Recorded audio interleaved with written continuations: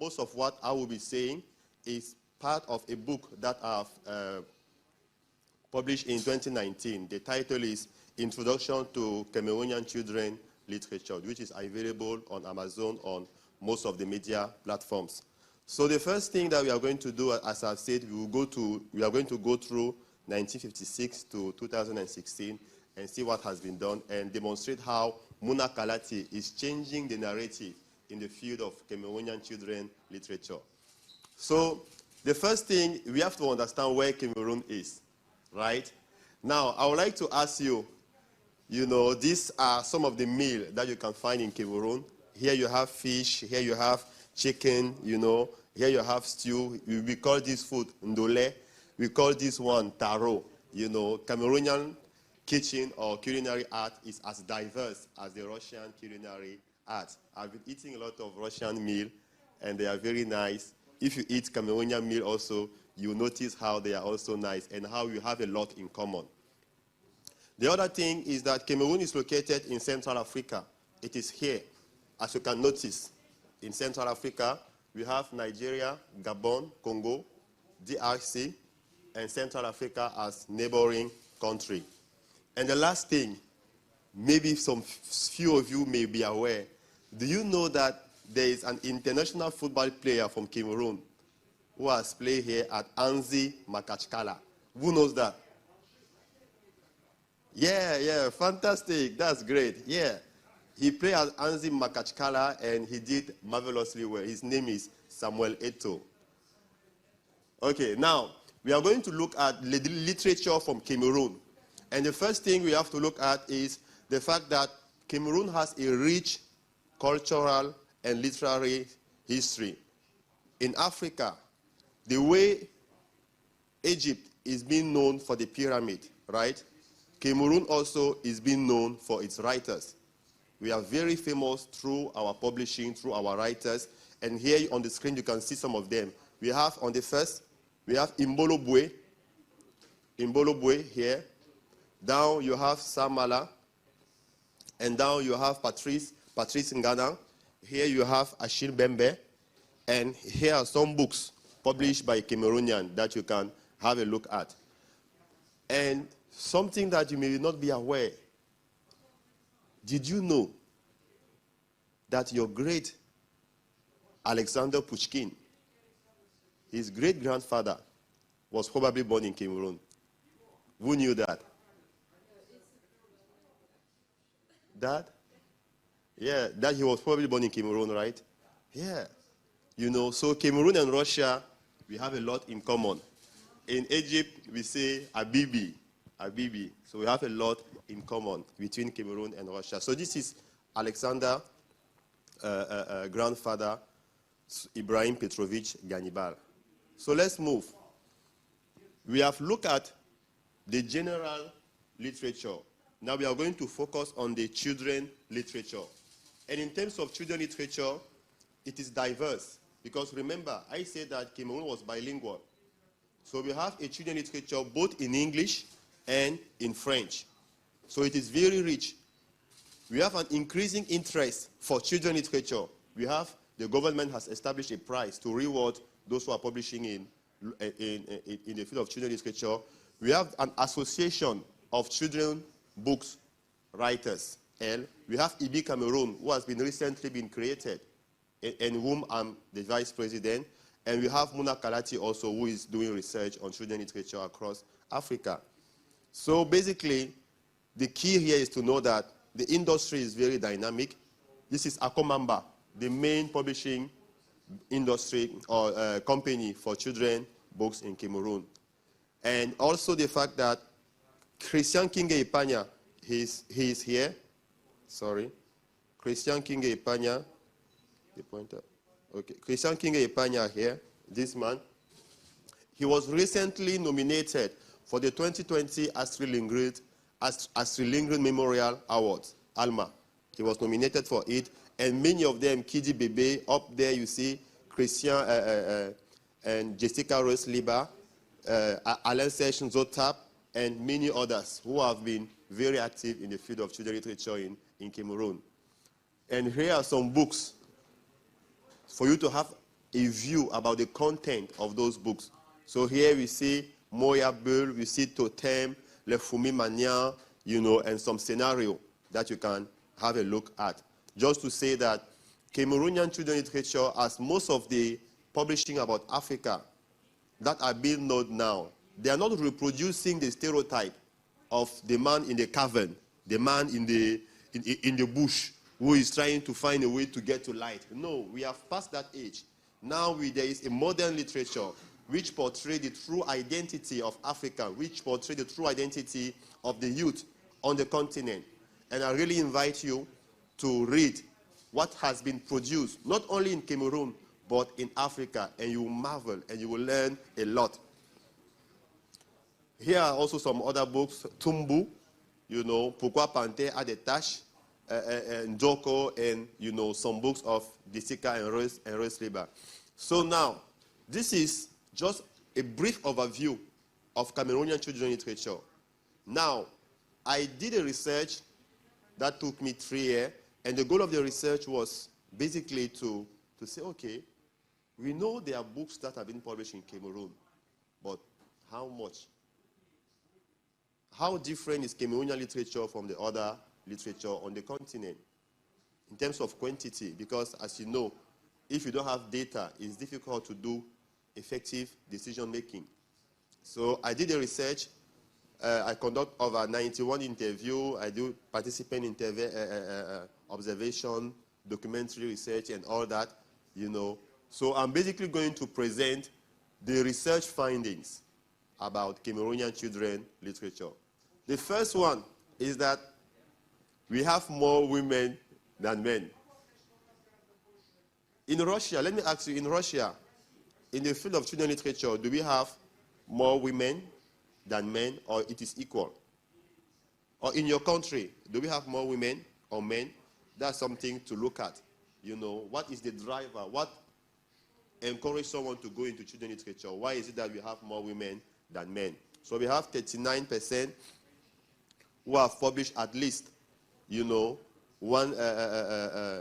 titles, and at least 61% who have published 2 titles.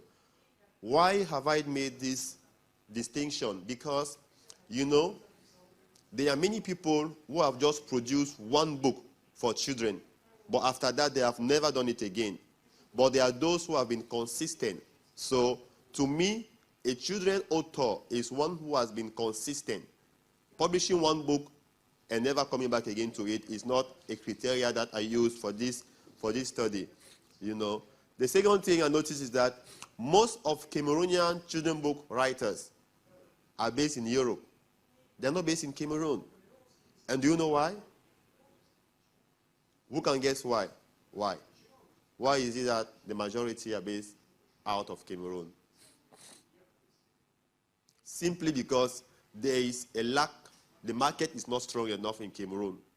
The books that are being sold in Cameroon, the quantity is not as high as what they can sell outside, because there is a huge black diaspora who are looking for books published by Africans. So they are selling more.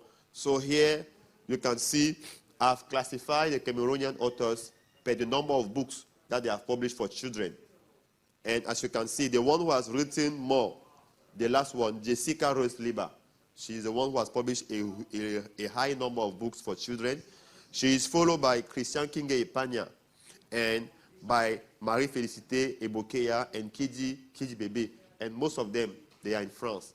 So I had to go there in France to meet them, listen to them, look at their challenges and all that. The other thing is that the market is under control. You see, it's under control. The majority of children books professional in Cameroon are not strong enough as those who are publishing from France. So for example, let me take an example. The books that are being used in school, most of them are published by France publishing houses.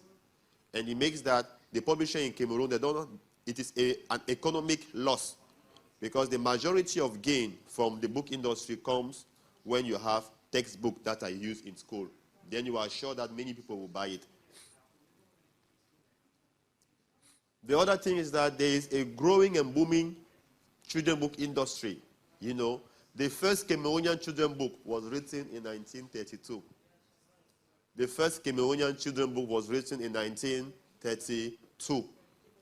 And it is one of the first countries in Central Africa and across Africa at that time. So Cameroon has a very long history of children books. And the first woman to publish a book in Africa, not just in Cameroon, was Marie-Claire Matip, and she was a Cameroonian. She wrote her first book, Gonda. And here I've done a trend for us to see in terms of quantity how many books are being published on children's literature gradually. And as you can see here, from 1932, so we are here, up to 2016, you see how it is increasing. There are some years where the quantity was low, but there are more and more publications in the field of children's literature in Cameroon. The other thing is there is an untapped economic potential. When you look at France, the children's book industry is one of the most dynamic. There is a lot of profit that are being made by those publishing books for children. So in Cameroon, when that's not the case, we are missing, and we are missing also because there is a lack of regulatory framework. We don't have a national policy on children's literature. So most of the actors are just benevolent. There is not a global framework for all of them, And most of the texts or academic books are imported. There are very few local publishers of children's books who have a book that is used in the educational curriculum. So they are missing money, and there you will see a chart that presents that. At the level of the distribution, there is one children's library that is specialized on children's books. For example, you see in Russia, here we are at the Russia State Children's Library. It is fully specialized on children's books. And in other libraries in Russia, you have a children's book department. But in Cameroon, we don't have as much as here. So there is a need of creating more specialized children's library. The other thing is that the network of distribution are not strong, but we have a lot of festivals. In other countries, they organize a lot of events, but in Cameroon, festivals are places where books are being promoted and being sold. And finally, at the international level, we have Takam Tiku, White Raven, Montreal, who are doing amazingly well. Now, most of Cameroonian publishers are present online, but not all. So there is a need to increase their presence online. There is a need to use more digital technology in the field of children's literature. Finally, to solve most of these challenges, Muna Kalati, an organization that I founded in 2017, is doing 4 activities. We are writing about children's books, not only from Cameroon, but from all over Africa. We produce review. What does it mean? It means that if a book has been published let's say, in Kenya, about a children's book in Kenya, we do the review, we do a critique about the book, and we publish it. Why is it important? Because many parents sometimes want to buy books for their kids, but they don't know which book is convenient or not. So we help them in knowing what the book is talking about, where they can buy it, and enhance the visibility.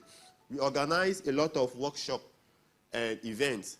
The last one was in August, where we bring children, we make them read, and we use different arts.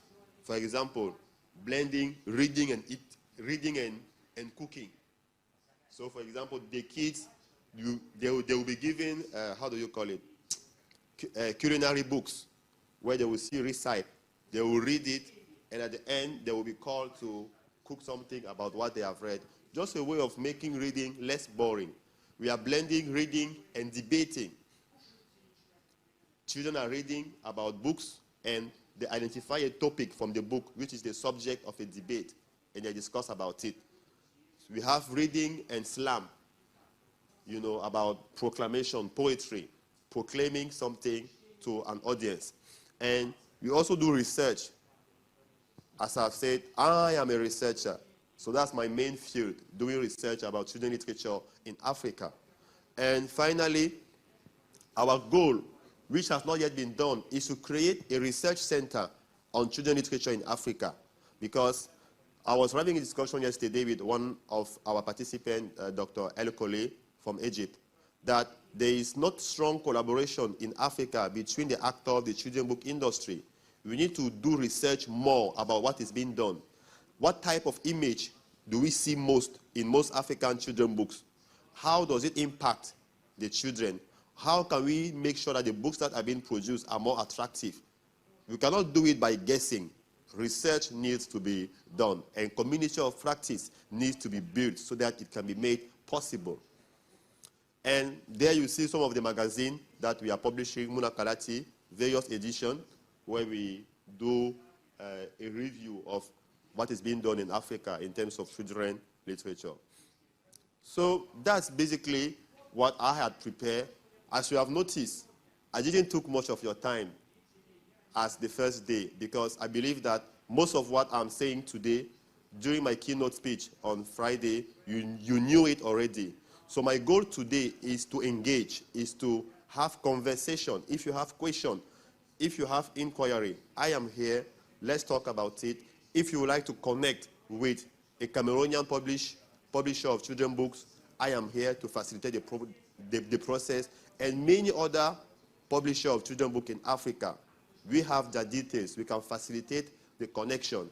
So thank you for your time. Thank you for your attention. It's a pleasure being here, and I am totally at your ears to listen what you have to say. Spasiba.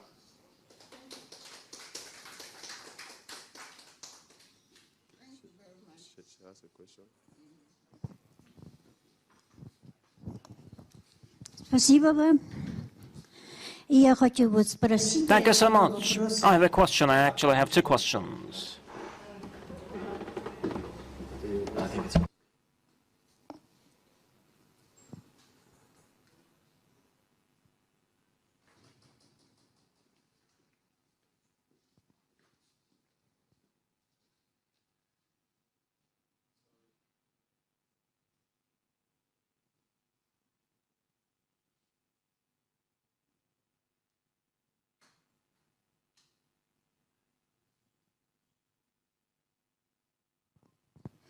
Спасибо вам.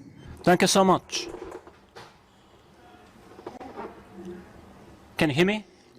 Доклад был очень интересный. That was a very interesting presentation, and I'm a children editor myself, children writer myself. That's why you said very interesting things for me. Сейчас я два вопроса. May I have two questions? Первый вопрос. My first question. Детская и Children and the youth literature, отличаются друг от друга. are they different from each other or not in Cameroon? Подростковая And the second question, the youth literature or children literature, печатается в вашем Камеруне. what is more popular in Cameroon? What do you publish more in Cameroon, the children literature or the youth literature? Yes, please, can you reformulate the first question? The first question is there any difference between children literature and the youth literature in Cameroon? Yes, that's the first one. And the other one. And the second question is what do you have more, of children literature or of youth literature? Okay. Yeah. And take the mic, please. Okay. So yes, there is a difference between children and youth literature in Cameroon.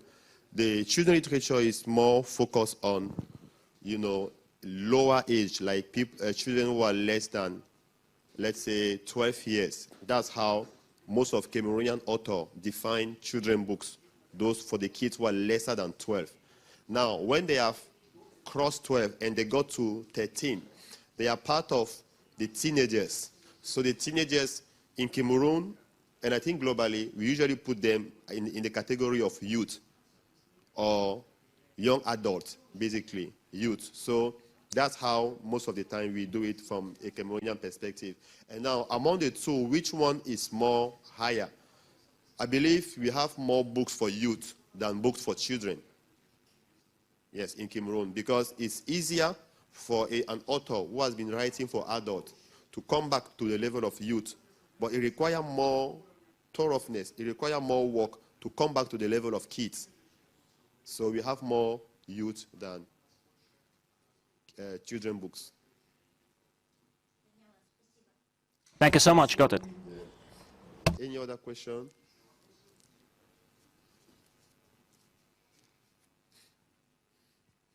Do you have any curiosity, something that you would have wished to know?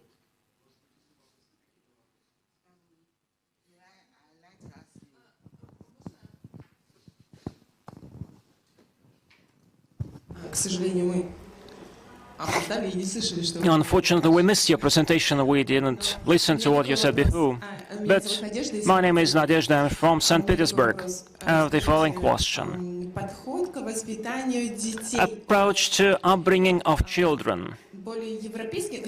Is it more European-like or African-like? A European approach to children is when you treat a child just like you treat an adult. So he's treated as a personality, as an individual. And doesn't have any say on the children's books. Because according to the Russian tradition, I think, we treat children more like an on-the-man. A person who is not an individual, he's not a personality, who is still a baby. Probably we're still following the Soviet tradition. What about Cameroon? Okay, so in Cameroon, children are being considered as, how will I put it, wise. They are not being treated as baby. So there are a lot of responsibilities that as you grow as a child, you are being entrusted with, because they know that wisdom comes through experience. So, for example, I remember when I was a kid, they will not tell you, don't go and touch, I'm looking like where you are plugging electricity.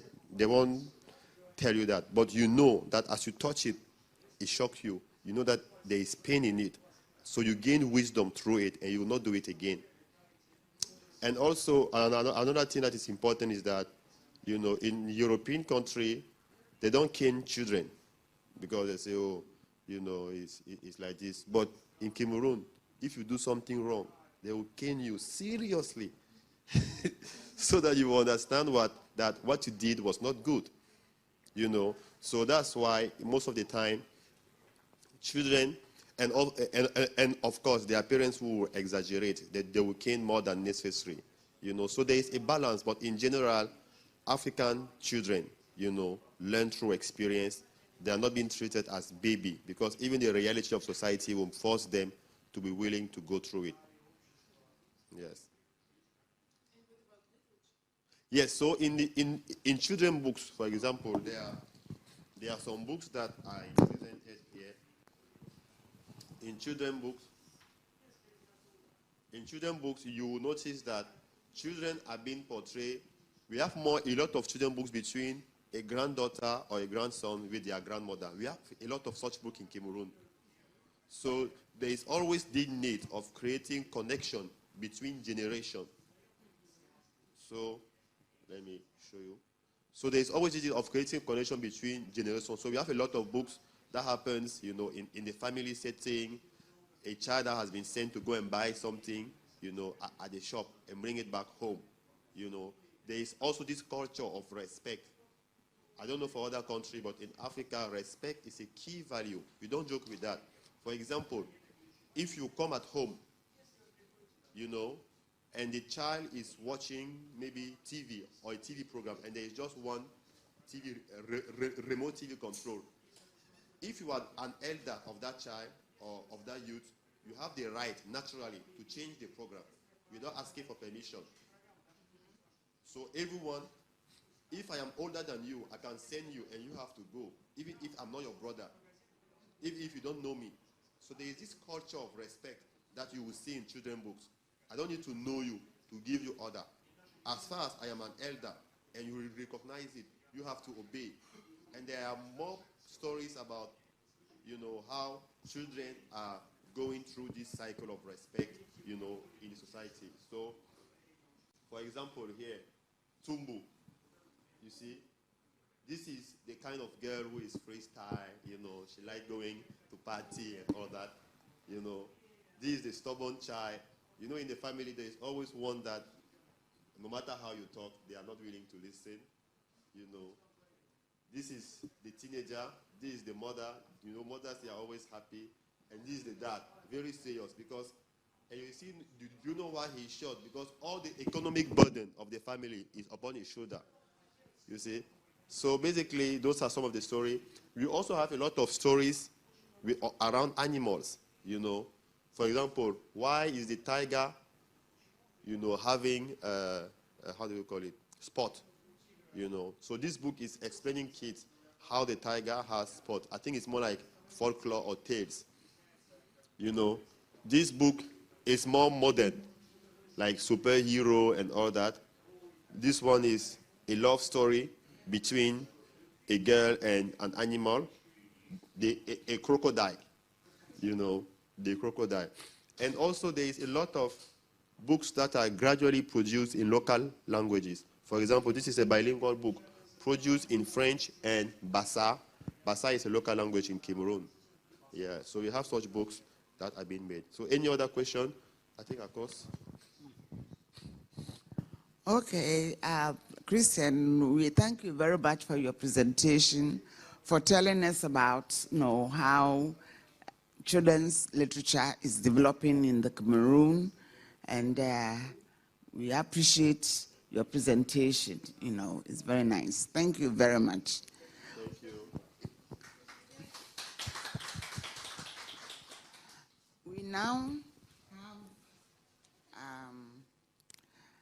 our third speaker, who is Grazia Gotti from Bologna. She's here online, and we would like to listen to her.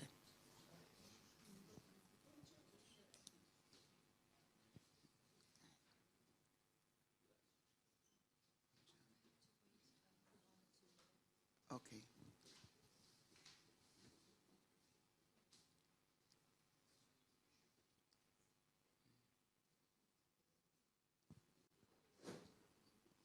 We are just waiting for our technical people to set up. Get her online for us, yes.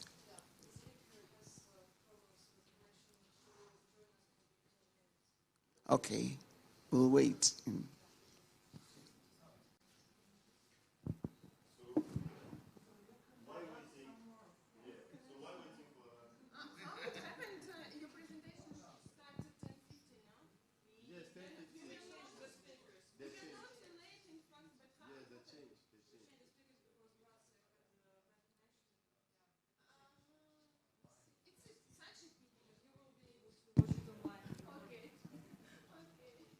Okay, so do you have a question about Cameroonian literature or African children books? Okay. Okay, so yes. У меня еще один вопрос. One more question. Вы говорите на You национальном say- языке, и детей, второе это, детей учат это в школах Do you на speak национальном national родном языке. language, meaning not French or English? And the other question is whether there is school education on national language and whether books are published in these national languages which are other than French or English. Okay, fantastic, very interesting question. You know, so she asked basically whether we are having a school education system in local languages, you know. Can you hear? Yes, okay. So yes, we do have a school education system in national language, but it's not across the country. There are specific regions where the local language is well developed. And the teacher, he's not teaching in the local language in terms of writing, but he's using it verbally to explain to the children because they are more used to it and they will learn faster. Now, to encourage the use of local language also in the book for children, we have bilingual publishing. So, for example, they will take a book that has been published in French and they will add maybe the local language. I show an example today, this book. You see, this book, for example, French, bilingual, French, Bassa. Bassa is a local language in Cameroon. And we have over 302 local languages in Cameroon, aside from French and English. 302, yes. Various local languages, you know. And I sincerely believe that there is a huge economic potential of publishing in local languages. Do you know that each book that is being produced in English, the UK, they are benefiting out of it because it is their primary language. So it helps them to channel their culture. Each book that is being sold in French is bringing economic return to France, because the more your culture is spread, the more you gain in power, the more people visit your country. There is a direct connection between what we read and the country that we visit. There are many people who came to Russia because of Pushkin. They have read him. You talk about Russia and they want to see, yes, where is it? So you see there is a connection, and that's what we call soft power. So publishing in local languages is a key factor to increasing the political, economic, cultural power of a country. And we are currently promoting that. Last week we had a webinar on multilingual publishing, you know, and we're exploring why is it that few Africans are publishing in local languages. Sometimes it's because, you know, they are afraid that publishing in local language will not make them have visibility.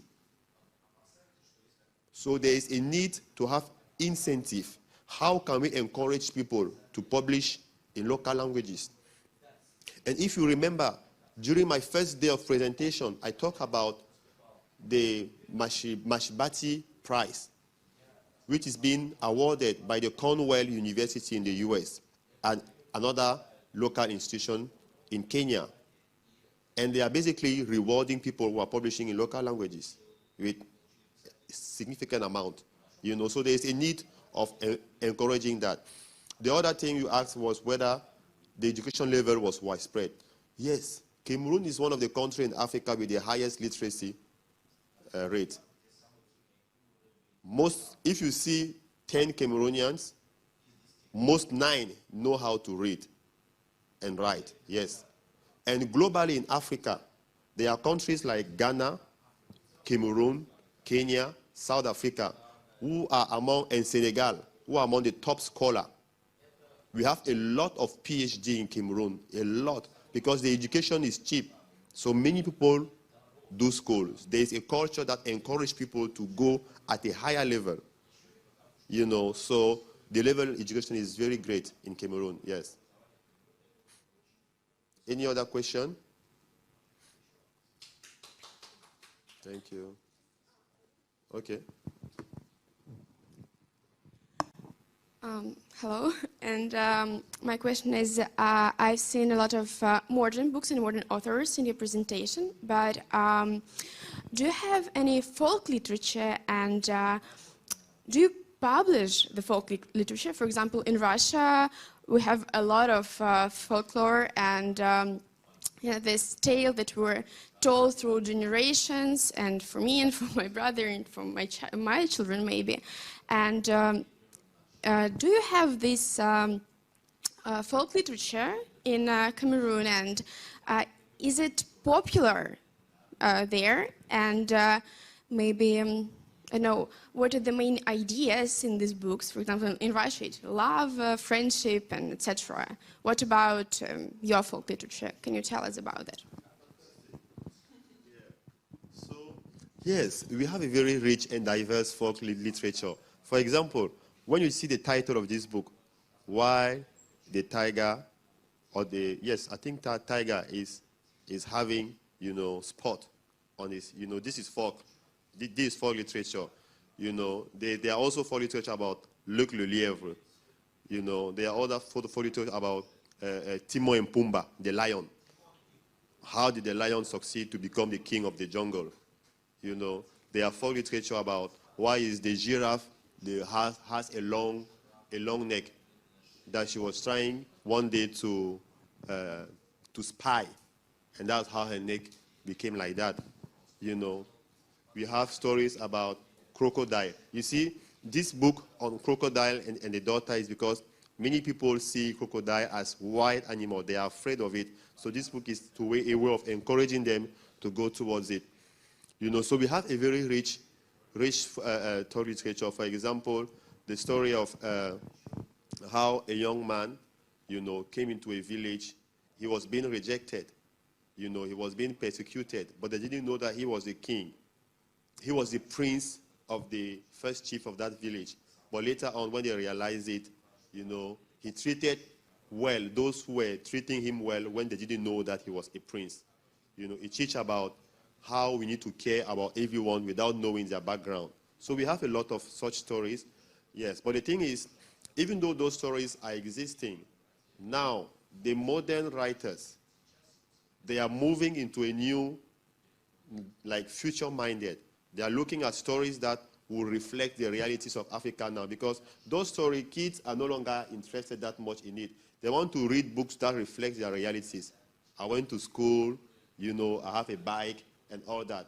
Stories about animals is good, but the interest is lowering. I don't know if that's the case in your own country also, but folk literature is not that much strong as before. Kids look for story that would teach them the same value, but by using characters that are familiar to them. Yeah. Is it the same case in your own country or different? Are people still having a strong interest for folk literature in your country? Yeah. Which country, please? I'm from Slovenia. Slovenia, okay. But we have to cherish and listen. Yes, yes. One thing good, the folk literature is good for kids because they don't have choice. You know, a kid, whatever you tell him, you just, you know, before he sleeps, you come and tell him the story. But when they are teenagers, when they can choose, usually they will not go back to it. Yeah.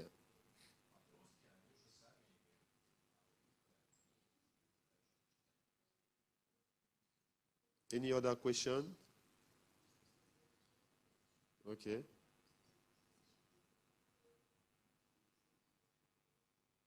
Okay.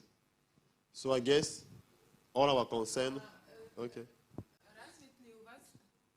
Развит ли у вас институт библиотек, если Libraries, are they well developed? Do you have specialized libraries for children, or libraries are for everyone and there are some children's sections? So tell us about libraries in Cameroon, please. Exactly. Thank you. Concerning libraries, we do have, but not enough. There are libraries, but not enough. And also, something very important.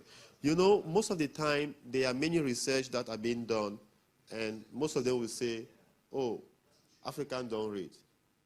Do you know why they usually say it? Because they don't see kids coming to the library. They are using the number of attendance of library reports, of school reports, to say that people are not reading, you know. But actually, most Africans, or even in Cameroon, they don't necessarily go to the library before reading. Some of them may read at home. So the library culture is not that developed. It's not like, you know, someone may go and borrow, yes. And also, they also look at the number of sales. Let's say, to measure the number of people who are reading, they will say, okay, this number of books have been sold in the country. So it means people are reading. But in Africa, we don't have those data. So most of the time, if I have a book, and that's what we have been doing. If I have a book, after reading the book, I will give it to a friend, he will give it to someone, he will give it to someone. So they will not go and buy a new book, but they have read the book. So there will not be a possibility of tracking. They say, oh, 10 people have bought this book, 10 people have read this book. But it does not mean that they are not reading. Another element is that we have a lot of rewards, like, you know, Astrid Lindgren and all that. In Africa, people listen more to bloggers who have read the book and they are sharing their testimony. To them, that's what they use as a standard of recommendation to know that this book is of quality. So we have different systems of tracking that. But in terms of library, we don't have much. In terms of children library, we just have one. It's not that big. And we need to have more. So Russia, as I've said in the beginning, we have a very huge, where we are now, it's very huge. It's very great.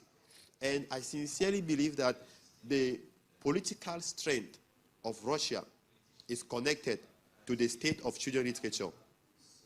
Do you know why? Because books build the identity of a kid. It helps you to know who you are, where you are coming from, your values, and to be proud of your history.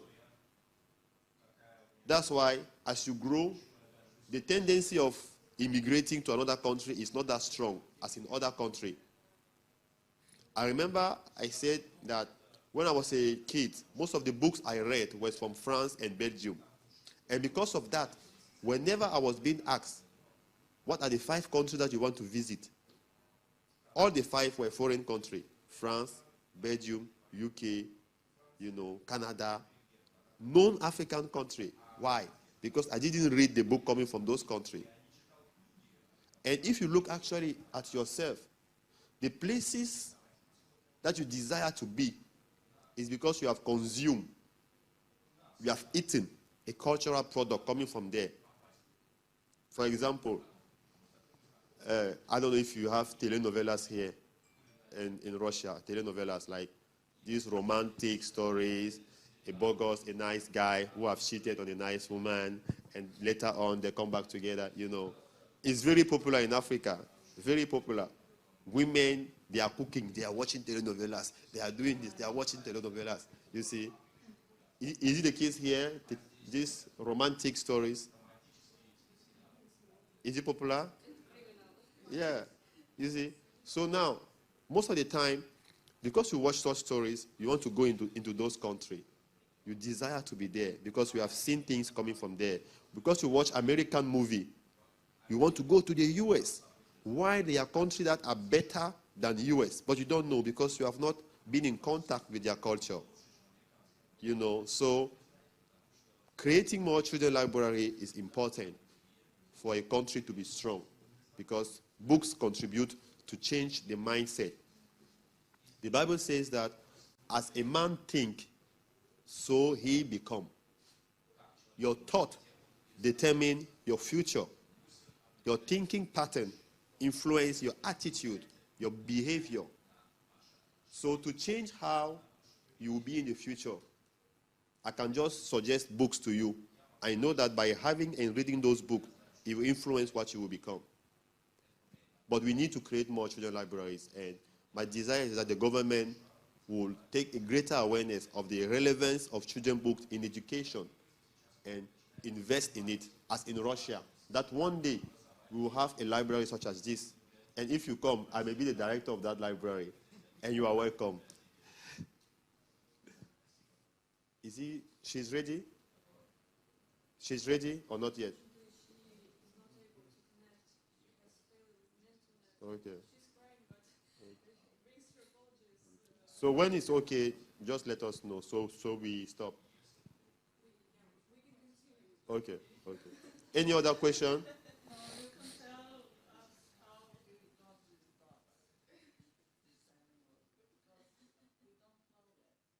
How we?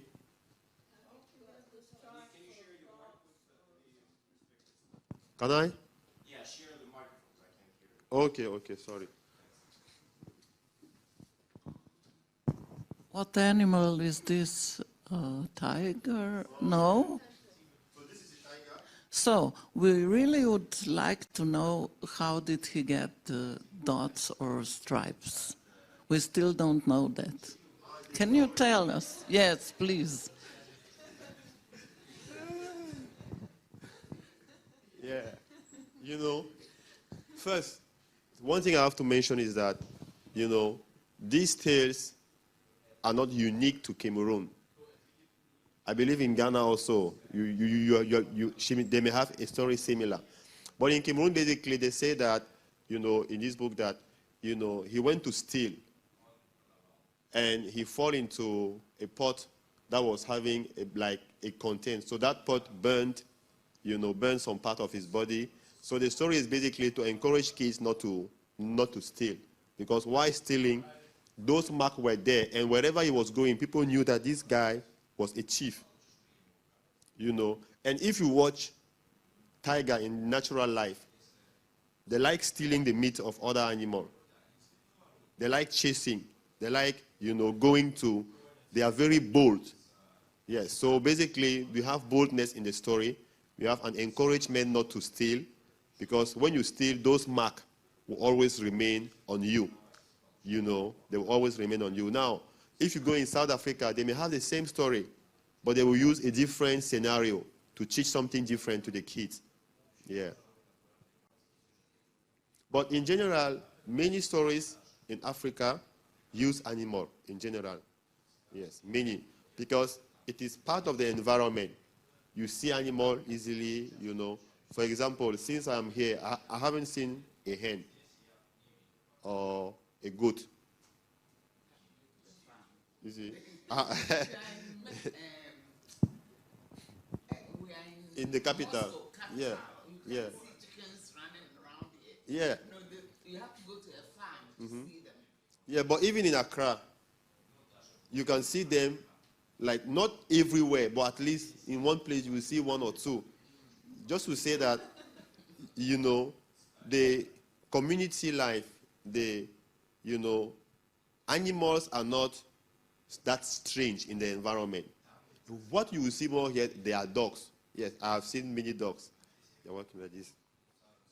I've seen many dogs, many people working with dogs, but in Cameroon you can see people, dogs. Yes, you will see dogs, you will see hen, you will see duck, you will see, what other animals,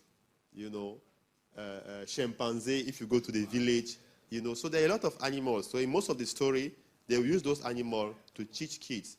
So the animals are speaking, they have a story to say, they are engaging. And one of the most famous animal is the lion. The lion, yeah. And the rabbit. The lion and the rabbit. Those are the two most popular animals in African folklore. Yes, because the rabbit is being known for his wisdom. He's always cheating over other animals. Whenever they are doing a deal, he will always find his way, to have the upper hand. Yeah, so...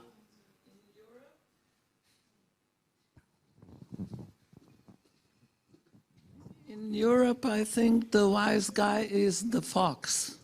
He always finds the way out. So you see, do you realize that while the rabbit is the wise guy in Africa, or in most African, is it the case also in Ghana, the rabbit has been wise?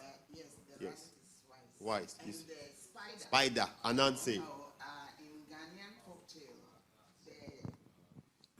In Ghanaian folktale, the cleverest animal is the spider. So when we say Anansi story, it means a story about the spider. But the name has come to stick to all the folk tales. So when you tell a story, we call it Anansi story because it will end with some kind of wisdom. Yeah. Yeah. Exactly. You see. So in Cameroon, it is the rabbit, the fox, the spider. So, and one thing is sure is that most of the time it is depending on the realities. For example, you will never see which animal? The bear being an animal of wisdom or an animal into a story in Africa, because even though bear, we know that they are bear, they are not animals that are common. So the animal that is being chosen, is an animal that is familiar with the local environment. People are used to see it, and people can see its wisdom. It's very difficult to catch a rabbit. Have you ever tried? It's difficult. It's very difficult. Yeah. So we also have stories about ants, how they are organized as a soldier army. How they are structured, they are united, they work together. Spiders are being used to portray the importance of working in team, of having a time to work and a time to rest, of having a king, because spider ants, they have a king or a queen. We have stories with like bees, how they are also very clever, walking regularly, they have a season. So we have a lot of stories around those animals, but most of the time, those animals are those that people are familiar with. So that people are familiar with, you know. So that's basically what is being done. But as I've said, the new generation of writers, they don't write that much about animals, but they write more about the daily life of people, their daily experiences, because that's the reality that we have now. Any curiosity, anything that you wish to know, not just Cameroon, Africa? Because my goal here is not just to say, hey, you know, this is what we are doing. Is to build bridges, to build connection, to build collaboration, for us to receive light about some of the things that we may think, but which are not founded. So if you have any question, please do ask. This morning, for example, I was talking with my mom on the phone, you know, and she was telling me that, I hope, you know, people there in Russia, they are not misbehaving with you, that they are not racist, you know. I said, oh, mommy, no. I've been very, very well received. There are very beautiful ladies here, you know. They are very beautiful homes, building and all that. She said, really? None of them has done anything racist? I said, seriously, I didn't see any of that. She said, ah, okay. Do well with your presentation. I'm blessing you. You see? So she's also having her own bias that white or majority of white or Russian, they are racist, which may have been true at a period of time. I'm not saying that it is totally wrong. Maybe at a period of history, there have been some clashes between Russian and black people, you know. But I believe it is no longer the case today. I don't know if you get it. And maybe it may have even never happened. Because most of the time, what happens is that people take individual experiences one-to-one and they generalize it. So, because I will have a very bad experience with, you know, Eugenia, right? Yes. Because I will have a bad experience with Eugenia, I will say, oh, all the Russians are bad. They are wicked, you know. And when I take that experience, and I go back to my country, they will ask you, how was your experience in Russia? Oh, they are very wicked. This person taught me this, you know. And one person will take it, share it to another, share it to another, share it to another. And that's how usually we build stereotype. We build prejudice. We build, you know, ideas about culture that are not real. That's why the best way to know a culture is not on the TV. It's not even in books. It's through interaction, through conversation, and to avoid generalizing one particular experience to the entire community, because we are not all the same. You may have a bad experience with one individual, while the one next to you is very different, you know. So that's why I'm here. If you have questions about Africa that you have heard, you know, ask it. Don't be shy. Be bold.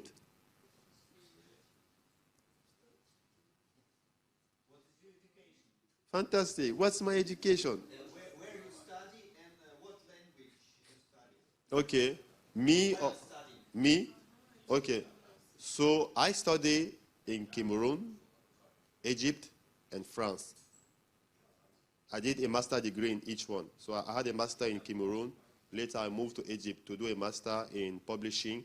And my third master was in e-learning.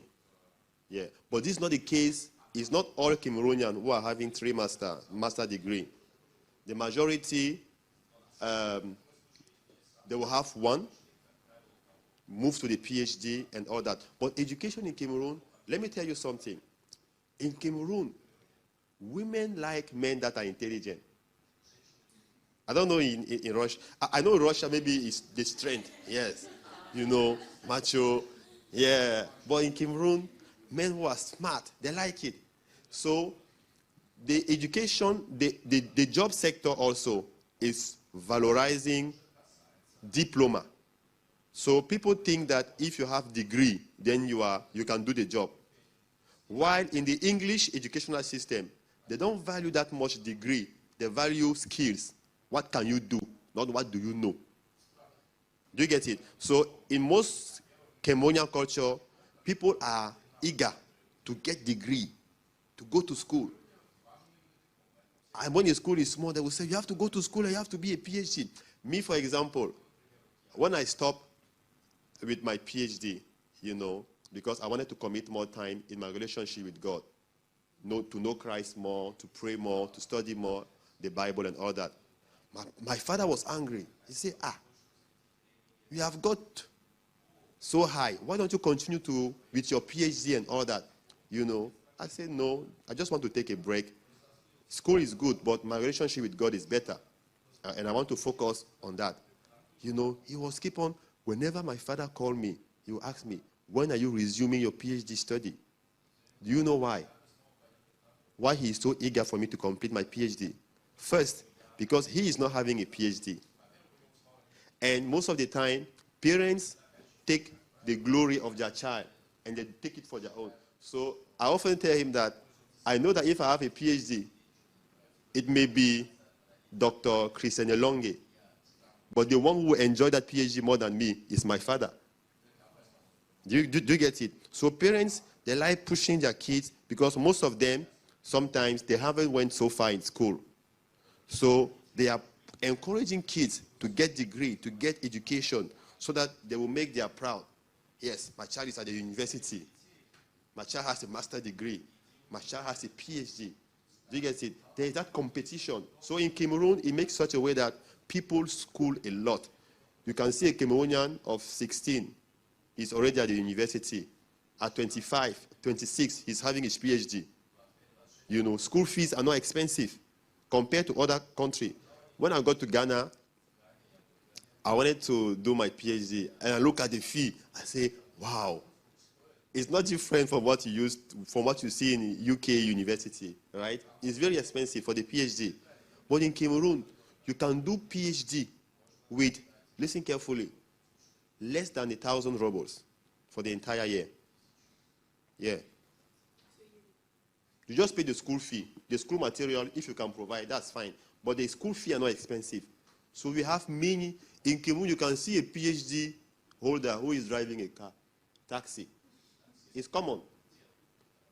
You see? You can see a PhD holder who is selling, selling books, or he's having a small shop. It's common because there is that race to have diploma. So yes, in Cameroon, education is but this is not the case in all African countries. But Cameroon especially, education level is very high.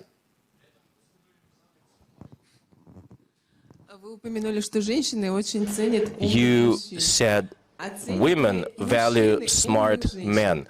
Do men value smart women? How popular is education among women? How important is that?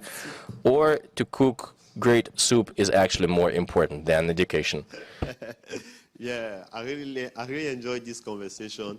Yeah, so in Cameroon, or I think, okay, I won't say in Africa in general. I don't want to generalize, right? Yeah. But in Cameroon, men like women because of, first, their appearance, shape. I noticed in Russia, the value is on slim, top model, like the one like this.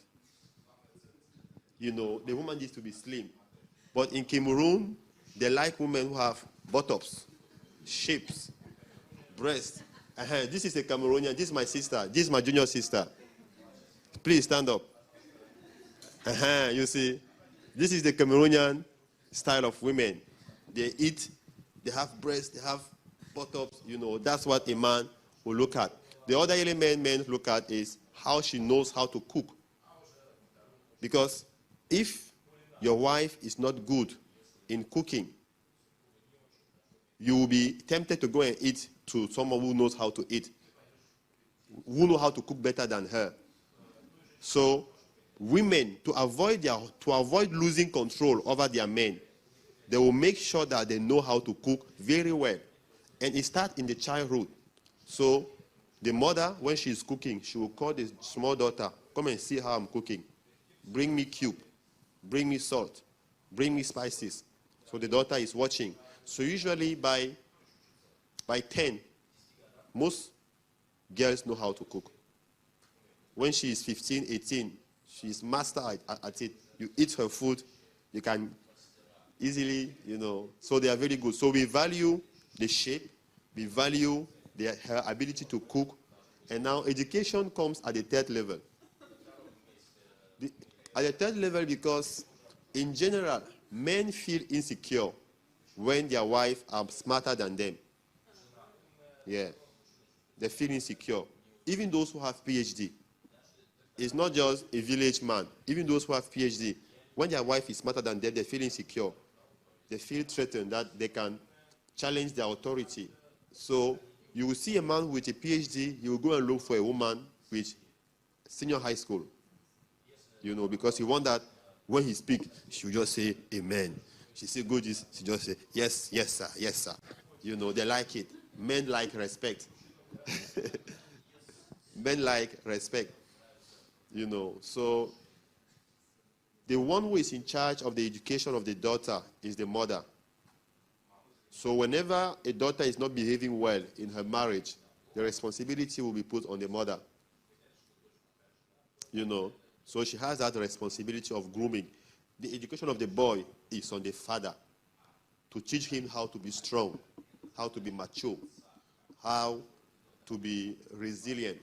But the danger is that sometimes men don't express their emotion. Being crying to me is being real. Crying to me as a man is not bad because we are all human. Men are not superhuman, But in a culture in Cameroon, I don't know here, many men may go through difficulties, emotional stress, emotional burden, deception. They can lose their job, go through a lot. But they will not express it, How are you doing? I'm fine. How are you doing? I'm fine. And before you realize, they will have mental problem and all that. But the good thing in Cameroon compared to European countries is that we live in community. So he may not express it, but his friends will be aware and they will support him because he is always surrounded by people. But the danger in Europe is that we have individualist society. It's just me, my wife, my children, and that's all. No long family. No. I don't know if that's the case in Russia or in Slovenia, but so it makes that when you have an issue, since you have no one to talk to, that's why you will see people do a lot of suicide. They will go, this life is not worth it, I just have to die. And they are dying because they don't have someone to talk to. But in Africa, because we live in community, it's difficult. Your friends will be there to cheer you up, to joke. Sometimes you want to cry about something and they will take it and they will joke they will just laugh at you and you'll just be fine, But community life is very embedded in our culture, yeah. Yeah, so those are the three criteria. First, the shape.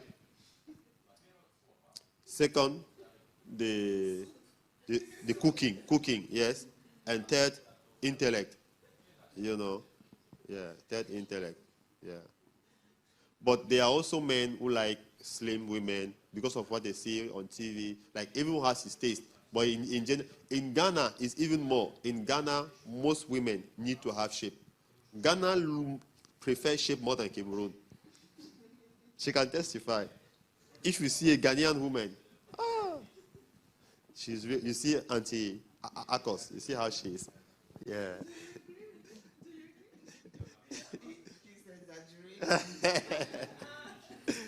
Yeah. But in fact, I see those women are slim. Do you see? Women are slim, both. The two women are slim. Yes? Yes, that's why I say these are, books that are future-minded. So they try to, this is what you will see in the reality. In a society, men will like women who have shape. But now, because of the influence of culture, they are trying to go forward. I think that's what I said here. They are trying to look at the modern style of women that they see on TV. On TV, they will see women that are slim, that are like this, mannequin, you know, and all that. So that's what they are trying to portray. But there is no really discrimination for a woman if she's not having shape, you know. Everyone has, in Cameroon, we say, everyone has his own taste. You may prefer women who are like this, but there are also others who enjoy women because they like a woman that they can carry, you know, a woman that, because if the woman is heavy, you cannot carry her. Okay, any other question? Okay. You've mentioned that there are not enough libraries in Cameroon and in Africa, in common, but someone works there and there are libraries. And do I need to have a special degree to work at the library? And are there special educational programs in your universities to become a librarian? Yes. So we have a school called ESTIC.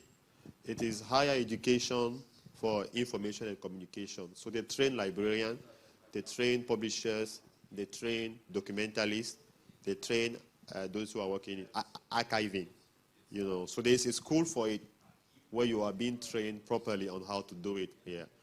And the issue most of the time is that the training is good, but it is at the level of the reality. You know, you go, you know what to do, but when you go on the field, the realities are different. So you have to adjust. You know, they will tell you that, oh, okay, when someone comes into a library, you have to guide them, you have to advise them on which book to use and all that. He knows it, but he will not do it. You know, so there is a gap between the knowledge and the practice. There is that gap. And there is an organization here, Electronic Information and Training for libraries, something like that. They are doing a lot of work in connecting library across Africa. There is also a library organization, International Federation of Library in Africa, IFLA, of Library Association. I think it's like IFLA. You know it, right? Yeah. They also have Africa chapter and all that. So basically, they are library, but they are not well structured or modernized with IT, digital, you know, this screen everywhere. You may see like this one for the entire library. You will not see it in every room of the library. Yeah. So the government need to invest more to equip library with digital tools so that teenagers, when they go there, for example, if you come to a library where there is Wi-Fi, you are more willing. You know that, okay, as you are reading, if you are tired, you can check your WhatsApp, you can check your social media, you can even go there to do research. For example, in France, I work at the National Library of France, BNF. You know, many kids go to the library just to do their homework, not reading, because the internet is there. They have a space where they can have fun. They can go there to do shopping, to meet with friends. Dating meetings are being done at the library. So library has become a social space. It's not just a learning space. It is a space for interaction. It's a space for connection. So now, as you go there for other issues, you will definitely meet books because books are all around, you know. So there is that need in Africa to make the environment of library more conducive, more attractive for people to go and spend time there, you know. So, but it needs investment, it needs money, it needs power. And that money is there. African governments are not poor. It's at the level of the will, political consciousness. So the money is there, but they are misusing it. But if they want to put it and take it and put it on key national priorities, things will change. Yeah.